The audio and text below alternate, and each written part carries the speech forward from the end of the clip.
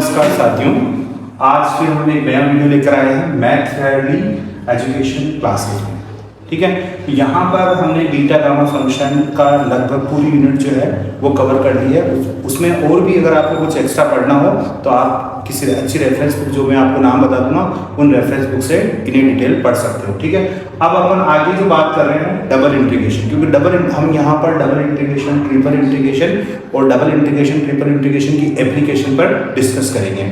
तो यहाँ पर हम बात करते हैं सबसे पहले इंटीग्रेशन क्या होता है। तो इंटीग्रेशन में आपने पढ़ा होगा बेसिक जो 12th स्टैंडर्ड पे इंडेफिनेट इंटीग्रल। इंडेफिनेट इंटीग्रल क्या होता है कि मान लीजिए कोई भी फंक्शन है f(x + c), इसका यदि हम डेरिवेटिव करते हैं वो स्मॉल f(x) आता है, तब इसका इंटीग्रेशन जो होता है वो कैपिटल f(x + c) होता है। इसको क्या बोलते हैं? Indefinite integral.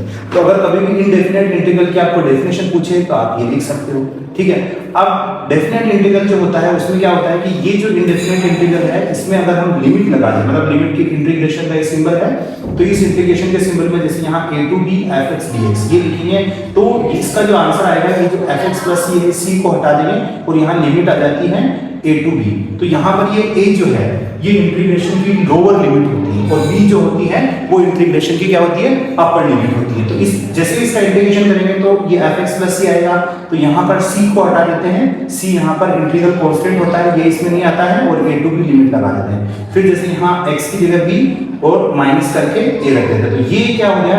Definite integral. ये सिंपल है, डबल इंटीग्रेशन नहीं है, ये सिंगल इंटीग्रल है।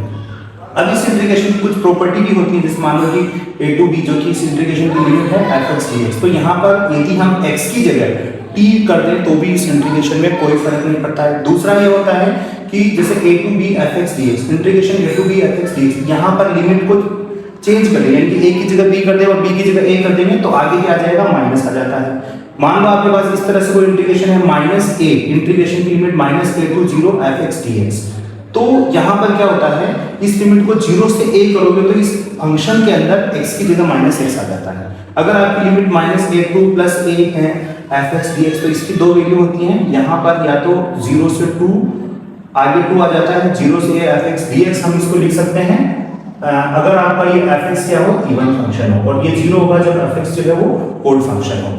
ठीक है, ओड या इवन फंक्शन हो तब तो इसको इस तरह से लिख सकते हैं, और ना तो ओड है ना ही इवन है, तो फिर इसको हमको सोल्व करना पड़ेगा। इस तरह से आपके डेफिनेट इंटीग्रल की कई सारी प्रॉपर्टी होती है। अभी अपना मेन जो टॉपिक है वो है डबल इंटीग्रेशन। तो डबल इंटीग्रेशन क्या होता है? कोई भी ऐसा फंक्शन जो दो वेरिएबल का हो। दो वेरिएबल का मतलब होता है कि फंक्शन के अंदर क्या होना चाहिए? दो वेरिएबल होने चाहिए। दो वेरिएबल वाला कोई भी फंक्शन होता है तो उस दो वेरिएबल वाले फंक्शन को हम क्या करते हैं? इस तरह से लिखते हैं, टू वेरिएबल वाला फंक्शन, यानी कि f(x, y) ये फंक्शन होता है। ठीक है, तो यहाँ पर हम जैसे एक फंक्शन दे रहे हैं f(x, y) defined on a finite region R। जैसे कि मान लो एक रीजन ले लेंगे R रीजन के अंदर इस फंक्शन को हम डिफाइन करेंगे, और वो जो रीजन होता है उसको हम बोलते हैं xy प्लेन। जैसे कि अभी मैं इस कोई भी एक फंक्शन में लिया, consider a function f(x, y) defined on a finite region R। Region एक R है, मतलब एक फंक्शन है जो इस रीजन R में ये डिफाइंड है, और इस रीजन R में होगा प्लेन भी लेंगे, xy प्लेन। यहाँ पर x है, x डैश है, y है और y डैश है। तो यहाँ ये कोई भी एक फंक्शन है f(x, y) जो कि रीजन R में डिफाइंड है, और रीजन R जो है xy प्लेन में है। तो किसी भी फंक्शन f(x, y) जिसमें दो वेरिएबल है उसका जो डबल इंटीग्रेशन होता है, उस फंक्शन का जो डबल इंटीग्रेशन होता है, उस डबल इंटीग्रेशन को हम कैसे लिखते हैं? उस फंक्शन के डबल इंटीग्रेशन को हम कैसे लिखते हैं? यानी कि दो बार इंटीग्रेशन आ जाता है, दो बार इंटीग्रेशन आ जाता है। जैसे कि इसको हम double integration f(x, y) dA। अब ये dA क्या है? यहाँ पर dA जो है ये dx dy के बराबर होता है। इसको हम dA को dx dy के बराबर लिखते हैं। तो यहाँ कैसे लिखते हैं? ये होता कैसे है? मतलब यहाँ पर क्या होता है, जैसे पूरा का पूरा रीजन R होता है, तो इस R रीजन को छोटे छोटे टुकड़ों में तोड़ दिया जाता है, छोटे छोटे टुकड़ों में तोड़ दिया जाता है, और हर रीजन, प्रत्येक जो रीजन होता है उस रीजन का जैसे एक पॉइंट और उस रीजन का एरिया, तो उस पॉइंट को तो फंक्शन f(x, y) में रखते हैं, और उस रीजन का एरिया उसका मल्टीप्लाई कर जाते हैं। फिर वापस दूसरा रीजन का कोई पॉइंट उस फंक्शन में रखेंगे इनटू उसका एरिया। इस तरह से हम करते जाते। तो इस तरह से हम क्या करते हैं कि इन सबको जोड़ देते हैं, और अगर ये जो नंबर ऑफ रीजन है इनकी संख्या यदि हम इन्फिनिटी कर दें तो आपका जो एरिया होता है वो लगभग क्या हो जाता है, 0 के बराबर हो जाता है। इन सबका जो जोड़ होता है ये क्या बन जाता है, डबल इंटीग्रेशन बन जाता है। तो कुल मिलाकर के हम डबल इंटीग्रेशन को कैसे लिखते हैं, कोई भी एक फंक्शन होता है उसका डबल इंटीग्रेशन इस तरह से लिखा जाएगा। जैसे मान लो कि ओवर द रीजन R ये डबल इंटीग्रेशन है फंक्शन fxy का dA है तो इसको हम dx dy कर देंगे, और ये किसके बराबर आएगा, ये आपका बन जाएगा limit delta a r tend to 0 and n tend to infinity and summation ये n है r इज इक्वल टू 0। ये fxy कोई पॉइंट है तो इसमें प्रत्येक रीजन का पॉइंट है, जैसे मान लो कि 8 रीजन है तो उसका ये लिख दिया, समेशन में मैंने इसको लिख दिया है, और डेल्टा a है ar। तो यहाँ पर क्या होगा, क्योंकि अगर आप छोटे छोटे रीजनों को जितना छोटा करना चाहोगे, जैसे जैसे छोटे करोगे तो यहाँ पर एरिया छोटा हो जाएगा, तो ये जो है ना वो इस तरह से कन्वर्ट हो जाता है। अगर आपको ये पूछे कि भाई what is the double integration, what is the definition of the double integration, तो आपको थोड़ा सा बताना है कि let fxy is any function defined on the region r in a xy plane, ठीक है। फिर region r divide the finite number of the sub region, इसको पहले finite number of the sub region में तोड़ेंगे, फिर ईच रीजन के area और उसके पॉइंट को लेते हुए उनको मल्टीप्लाई करते हुए उनका समेशन कर देंगे, और बाद में n टेंड टू इंफिनिटी करेंगे, यानी कि सब रीजन जो है उनकी जो संख्या है वो इंफिनिटी बनाएंगे तो उनका एरिया 0 हो जाएगा, फिर उनका जो समेशन होता है वो डबल इंटीग्रेशन में कन्वर्ट हो जाता है, ठीक है। तो ये आपका होता है डबल इंटीग्रेशन। अब ये रीजन r होता है, इसकी हम लिमिट लगा लेते हैं, लिमिट लगा करके इस इंटीग्रेशन को हम सोल्व कर लेते हैं, ठीक है। अब यहाँ पर जैसे डबल इंटीग्रेशन का मैं आपको एक एग्जांपल बताता हूँ। एग्जांपल नंबर 1 आपका होगा evolute the double integration, evolute the double integration, double integration. अब इस डबल एग्जांपल में ले रहा हूं integration 0 to 1 + x² dx dy upon 1 + x² + y, ठीक है। अब ये डबल इंटीग्रेशन आ गया। इसमें क्या हो रहा है कि आपका जो fxy है वो क्या है क्वेश्चन है, जैसे मैं इसको आपको सोल्व करके बताता हूं कैसे सोल्व करते हैं। अगर हम डबल इंटीग्रेशन की डेफिनेशन से इसको कंपेयर करें तो इसको पहले हम i मान लेंगे। अब fxy का जो काम करेगा वो 1/1 + x² y² कर रहा है, और लिमिट क्या है यहाँ पर ये y की लिमिट मानी जाएगी। जैसे मैं इसको यूं थोड़ा सा यूं लिख दूंगा, तो ये मेरे पास सबसे पहले ये x में है तो इसको मैं लिखूंगा y = 0 to y = √1 + x², ठीक है। और इधर ये हो जाएगा, ये x की लिमिट है 0 to, और यहाँ x = 1 माना जाएगा, ठीक है। अब ये आप देख रहे हो भाई यहाँ वेरिएबल x है तो ये लिमिट किसकी मानी जाएगी, y की मानी जाएगी। अगर ये इस अंदर वाली जो लिमिट है उसमें वेरिएबल जो है y है तो वो लिमिट x की मानी जाएगी। अभी ये x है तो ये y की लिमिट है, ठीक है। और यहाँ पर क्या करेंगे कि इंटीग्रेशन जो हम करते हैं वो इस तरह से करते हैं कि जो आपके दो इंटीग्रेशन, एक आउटसाइड एक अंदर वाला इंटीग्रेशन है, तो अंदर वाले इंटीग्रेशन की लिमिट x वेरिएबल में आ रही है, इसका मतलब अपने को ये y की लिमिट होगी, तो पहले इंटीग्रेशन आपको जो है y के रेस्पेक्ट में करना है क्योंकि y की लिमिट है। तो अब मैं यहाँ इसको सोल्व करना चाहूंगा, तो इसमें पहले मुझे इंटीग्रेशन करना होगा, पहले y के रेस्पेक्ट में इसका इंटीग्रेशन करना होगा, x के रेस्पेक्ट में बाद में करेंगे। तो dy कर लेंगे यहाँ पर, और ये 1 + x² + y², एंड ये dx जो है वो आपका क्या हो जाएगा, पीछे आ जाएगा, ठीक है। अब इसमें आप क्योंकि x के रेस्पेक्ट टू बाद में करेंगे कि x की लिमिट अपने पीछे दे रखी है। अब y के रेस्पेक्ट टू इंटीग्रेशन करेंगे तो ये tan का फॉर्मूला बन जाएगा, ये एक इंटीग्रेशन होता है dx या dt एंड a² + t²। अगर इस इंटीग्रेशन को करोगे तो 1/a tan इनवर्स, और ये t/a होता है। तो इसके अकॉर्डिंग अगर इस इंटीग्रेशन को हम सोल्व करें तो ये 0 to 1 बाहर वाला तो है ही है, ये आपका बन जाएगा 1/a = यहाँ 1 + x² का रूट होगा एंड tan इनवर्स, ठीक है, एंड ये y/√1 + x² होगा, क्योंकि इस क्वेश्चन में जो आपका a² है उसका काम कर रहा है 1 + x², तो a = क्या हो जाएगा, √1 + x² हो जाएगा। और यहाँ लिमिट आपकी 0 to 1 + x² है, एंड ये क्या हो जाएगा, dx हो जाएगा, ठीक है। अब इसको हम आगे ले लेंगे कि 0 to 1 हो जाएगा, ये आपका 1 + x² हो जाएगा, यहाँ पर टेन इनवर्स हो जाएगा, ये अगर आप लिखोगे तो ये टेन इनवर्स 1 हो जाएगा माइनस ये टेन इनवर्स 0 हो जाएगा, ठीक है भाई, एंड dx, और इसको सिंप्लीफाई करोगे तो 0 to 1 dx and root of 1 plus x square हो जाएगा। टेन इनवर्स 1 की वैल्यू पाई बाई 4 होती है, तो यहाँ पर पाई बाई 4 आ जाएगा, 0 पे 0 रहेगा। फिर इस इंटीग्रेशन को और आगे आप सोल्व करोगे तो ये एक फॉर्मूला और होता है कि भाई dx 1 प्लस एक्स स्क्वायर का रूट, तो इसको हम ले सकते हैं log x plus root 1 plus x square, ये इसका डायरेक्ट फॉर्मूला होता है। तो ये पाई बाई 4 आपका बाहर आ जाएगा और ये हो जाएगा log and x plus root of 1 plus x square. अब आपकी इसमें लिमिट कितनी है, 0 to 1 है, तो आप यहाँ पर पाई बाई 4 तो ही है, ठीक है, और log है ही है, यहाँ पर 1 रखेंगे तो 1 और ये रूट के अंदर भी कितना आ जाएगा, 1 ही रहेगा, क्योंकि 1 रखेंगे तो 1 तो ये हो जाएगा और 1 प्लस 1 रूट 2 हो जाएगा, तो ये 1 प्लस रूट 2 हो जाएगा और 0 पे ये log 1 ही बचेगा। तो ये इसका क्या हो गया है, इस इंटीग्रेशन का ये मान आ गया है, ठीक है। तो आपके पास जो है डबल इंटीग्रेशन में 2 इंटीग्रेशन रहेंगे और दोनों इंटीग्रेशन की लिमिट होगी। अगर दोनों इंटीग्रेशन की लिमिट कांस्टेंट है तो आप किसी के भी रिस्पेक्ट टू पहले इंटीग्रेशन करो, आंसर पे कोई फर्क नहीं पड़ेगा।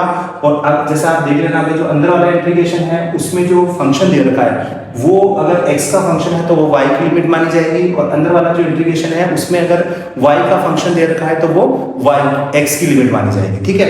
और कभी कभी ऐसा होता है कि हमको लिमिट लिखनी होती है और उसके बाद जो है वो क्वेश्चन करना होता है, ठीक है। तो अब अपना नेक्स्ट क्वेश्चन देख लेते हैं जिसमें आपको लिमिट लिखनी भी होगी और यूनिवर्सिटी के जो एग्जाम होते हैं जिसमें आपको आंसर लिखने होते हैं उसके हिसाब से भी ये बड़े नंबर में पूछा जाए।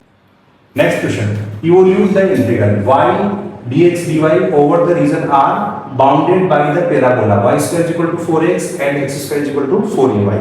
तो इस क्वेश्चन को हम सॉल्व कर लेते हैं। ये क्वेश्चन बहुत ही ज्यादा इंपॉर्टेंट है और कई सारे यूनिवर्सिटी के जो लिखने वाले जो क्वेश्चन होते हैं उनमें भी ये पूछा जाता है, ठीक है। तो यहाँ पर हम देख लेते हैं, सबसे पहले इस क्वेश्चन को आपको सोल्व करना है। जो इंटीग्रेशन आपको दे रखा है उसको आप i मान लीजिए, जैसे कि ये इंटीग्रेशन दे रखा है तो इसको हमने लिख दिया है dx dy। अब आपको जो रीजन दे रखा है वो रीजन आपको यहाँ पर बनाना पड़ेगा, तो रीजन अपन बना लेते हैं।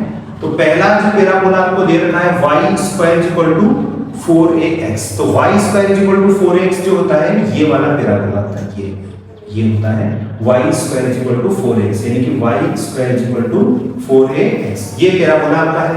एक x square equal to 4ay, तो ये पैराबोला आपका होता है x स्क्वायर, यानी कि x square equal to 4ay होता है, ठीक है। अब आपको क्या करना है, यानी कि बाउंडेड रीजन की यदि हम बात करें तो हमारा बाउंडेड रीजन कौन सा होगा, ये वाला बाउंडेड रीजन हमारा होगा, ठीक है।